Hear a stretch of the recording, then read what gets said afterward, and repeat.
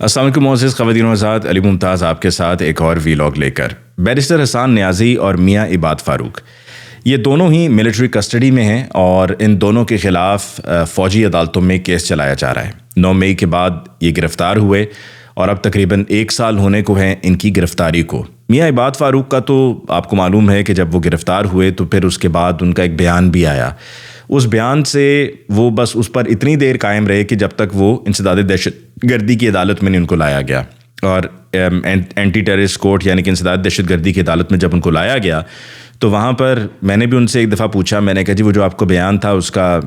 کیا سلسلہ ہے، کیا چکر ہے؟ تو اس پر وہ ہنس دی ہے، انہوں نے کہا آپ کو پتہ ہی ہے، یعنی کہ وہ بیان بھی ان کا وہ جبری بیان تھا جو ان سے لیا گیا تھا جب وہ پولیس کی کسٹڈی میں تھے، پھر اس کے بعد وہ ملٹری کسٹڈی میں چلے گئے۔ میاں عباد فاروق کا بیٹا، کم عمر بیٹا، اس کی وفات ہوئی اور بڑا ٹریجک تھا یہ، اور اس کے جنازے پر بھی ہر آنکھ اشکبار تھی، اور میاں عباد فاروق بھی صرف جنازے میں اتنی ہی شرکت کر سکا کہ جنازہ پڑھا گیا اور تدفین میں بھی وہاں پر موجود نہیں تھا، اور اس کو وہاں سے فوری طور پر لے گئے، اور وہاں پر جو لوگ گئے ہوئے تھے ان کو سختی سے کہا جا رہا تھا کوئی ویڈیو نہیں بنائے گا، کوئی تصویر نہیں کھینچے گا، اور جیسے ان کو وہاں پر لایا گیا ویسے ہی میاں عباد فاروق کو وہاں سے لے کر چلے گئے۔ میاں عباد فاروق کو پچھلے سال سن 2023 میں جب پنجاب میں بائی الیکشنز بلکہ اسمبلیاں تحلیل ہو گئی تھیں تو الیکشنز ہونے تھے پنجاب اسمبلی کی نشستوں پر، تو عمران خان صاحب نے تب بھی میاں عباد فاروق کو ٹکٹ دیا تھا، یعنی کہ وہ ٹکٹ ہولڈر تھے، اور اس طرح سے پچھلے سال جب 9 مئی ہوا تھا تو میاں عباد فاروق کی ٹکٹ ہولڈر ہونے کے ناطے ان کی اہمیت بڑھ گئی تھی۔ اب جب میاں عباد فاروق ملٹری کسٹڈی میں تھے، ان کا ملٹری کورٹس میں ٹرائل ہو رہا تھا، تو پھر جب الیکشنز 8 فروری کے آئے تو ان کے بھائی میاں شہزاد فاروق کو حلقہ NA 119 سے ٹکٹ دیا گیا، اور 8 فروری کا جو نتیجہ تھا ان کے مقابلے میں مریم نواز تھیں۔ مریم نواز اس حلقے سے فارم 47 کے ذریعے جیتیں، فارم 45 کے ذریعے نہیں جیتیں،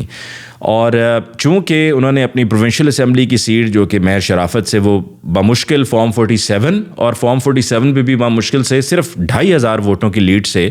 ان کو کامیاب ڈکلیئر کیا گیا، وہ کامیاب نہیں ہوئی، کامیاب ڈکلیئر کیا گیا، تو انہوں نے چونکہ چیف منسٹر بننا تھا تو ان کو کہا گیا کہ جی آپ پروونشل سیٹ رکھ لیں، اور قومی اسمبلی کی نشست انہوں نے چھوڑ دی، تو لہٰذا اب اس پر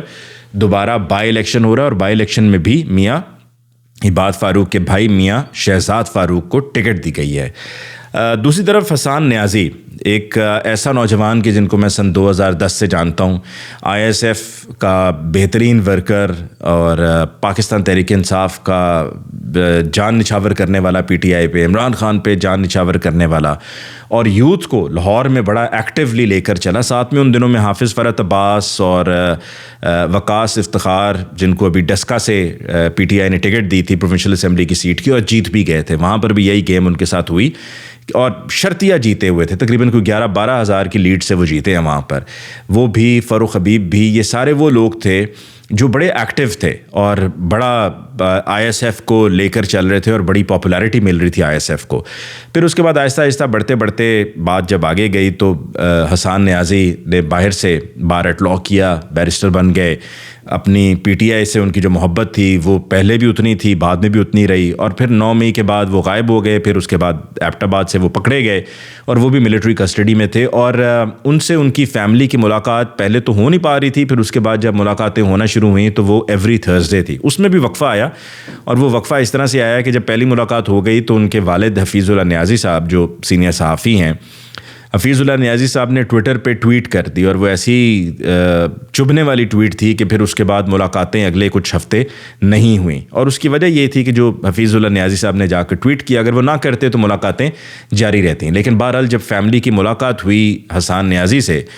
تو تقریباً کچھ 24-25 کلو ان کا وزن کم ہوا تھا، اور یہی میاں شہزاد فاروق اپنے بھائی میاں عباد فاروق کے بارے میں کہتے ہیں کہ جو ان کا بھی اتنا تقریباً 24-25 کلو وزن کم ہوا تھا۔ اب ہوا یہ ہے کہ تازہ اطلاعات کے مطابق حسان نیازی اور میاں عباد فاروق جو دیگر اور PTI کے گرفتار لوگوں کے ساتھ ملٹری کسٹڈی میں تھے،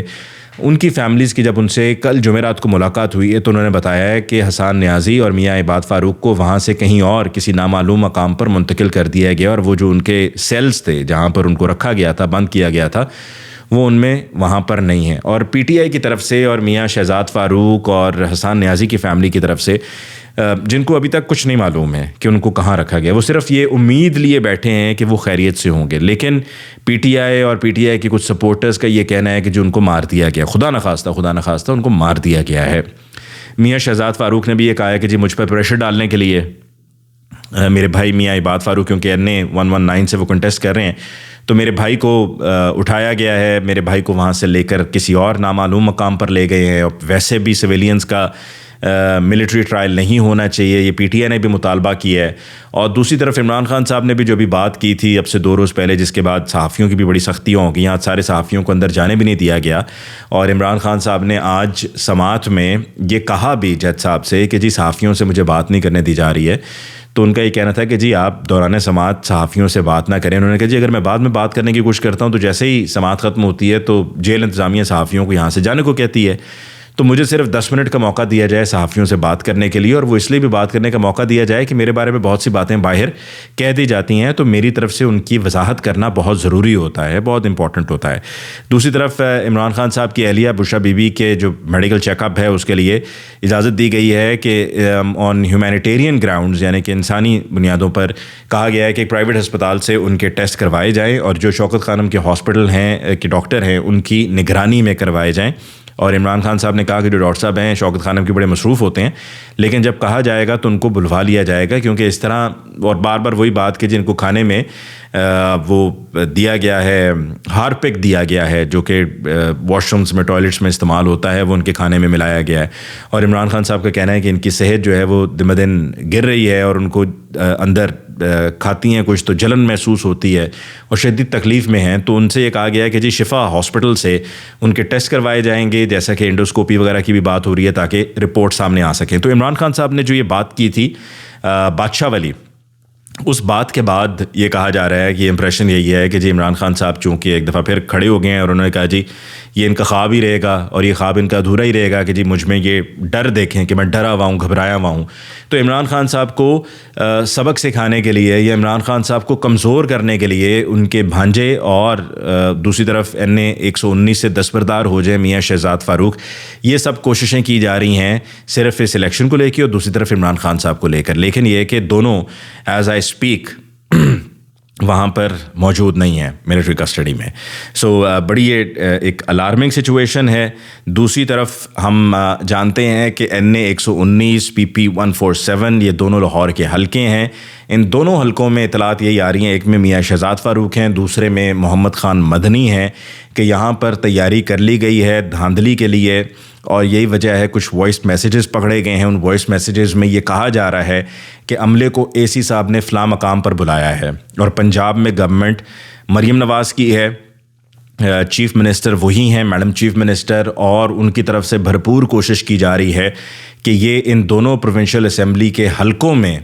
ایک میں علی پرویز ملک ہیں اور دوسرا جو حلقہ ہے PP-147 محمد خان مدنی کا, بھی کوشش یہ ہے کہ یہاں پر یہ دونوں سیٹس کم از کم پاکستان تحریک انصاف سے جیتی جائیں, اور وہ دھاندلی کے ذریعے ہی جیتی جا سکتی ہیں. کیونکہ جو اب تک کی گراؤنڈ پر سچویشن ہے, جو میں نے لوگوں سے بھی, حلقے کے لوگوں سے بھی میں نے بات کی ہے, ان سے میں نے معلومات اکٹھی کی ہیں, وہاں پر صرف ایک ہی آواز ہے وہ مجھے جو سننے کو ملی ہے, اور وہ ہے پاکستان تحریک انصاف یعنی کہ محمد خان مدنی, اور NA-119 میں میاں شہزاد فاروق. یہ کلیئر کٹ ونرز ہیں, اس میں کوئی دوسری بات نہیں, اس میں کوئی دوسری بات نہیں ہے. آپ اس کو میری کہی ہوئی بات کو بھلے نوٹ کر لیجئے, آپ دیکھ لیجئے گا کہ جو نتیجہ نکلے گا وہ نتیجہ بالکل عین اس کے مطابق ہوگا. اور میری جو گفتگو ہوئی ہے, جو میں نے اب تک ڈیٹا اکٹھا کیا ہے, یہ صرف یوتھ سے میں نے بات نہیں کی ہے, خواتین سے بھی بات کی ہے, میں نے جو بڑی عمر کے لوگ ہیں ان سے بھی بات کی ہے, نوجوانوں سے بھی بات کی ہے, جو وہاں پر کاروباری لوگ ہیں ان سے بات کی ہے, خاص طور پہ میو ہاسپٹل کے ارد گرد جو وہاں پر لوگ ہیں, کیونکہ یہاں پر پختون بھی کافی تعداد میں بستے ہیں, رہتے ہیں, ان کا بھی ووٹ ہے یہاں پر. اور میں یہاں پر آپ کو ایک بات بتا دوں تمام لوگوں کے لیے کہ مریم نواز سے ایک پختون رہنما, تاجر رہنما ہے, لیکن وہ چونکہ پختون ہیں تو وہ پھر وہاں پر ان لوگوں کی جو آواز ہے وہ بن کر گئے میڈم چیف منسٹر کے پاس. اور چونکہ وہ PMLN کے اندر کافی سرگرم رہے ہیں اور تاجر ہیں, تو تاجر آپ کو پتہ ہے کہ ایک دور تھا کہ جب PMLN کے ساتھ وہ سمجھتے تھے کہ جی PMLN ہی ہماری ترقی کی ضمانت PMLN ہے, اور تاجر صرف خوشحال ہوگا تبھی کہ جب PMLN کی حکومت ہوگی. اب تو خیر تاجروں سے اگر آپ جا کر پوچھیں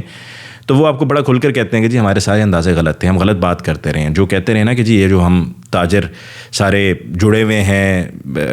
گلو ہوئے ہوئے, ایلفی ہوئے ہوئے ہیں پی ایم ایل این کے ساتھ, یہ کہ جی پی ایم ایل این ہی ہمارا سہارا ہے, وہ سارا غلط تھا, ہماری طبیعت صاف ہو چکی ہے اب. تو بہرحال یہ تاجر رہنما گئے جا کے میڈم چیف منسٹر سے, انہوں نے کہا کہ جی جو میو ہاسپٹل کے ساتھ لوگ ہیں نا, وہاں پہ لنڈا بازار وغیرہ بھی لگتا ہے, ریڈی والے ہیں, کوئی کیا بیچ رہا ہے, کوئی کچھ بیچ رہا ہے, ان کے پاس اتنا پیسہ نہیں ہے کہ وہ دکانیں خرید کے کرائے بھر سکیں, بجلی کے بل دے سکیں.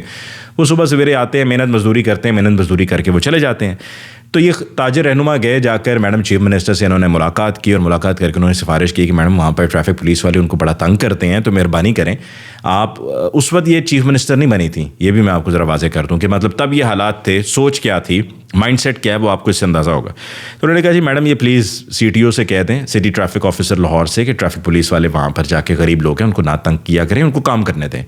تو میڈم چیف منسٹر نے کہا چلیں ٹھیک ہے میں کہہ دیتی ہوں. ساتھ ہی انہوں نے حکم جاری کیا کہ جی سی ٹی او سے میری بات کروائیں. لیکن جیسے ہی وہ سی ٹی او کے لیے کال کرنے لگے, انہیں روک دیا گیا. کس نے روکا؟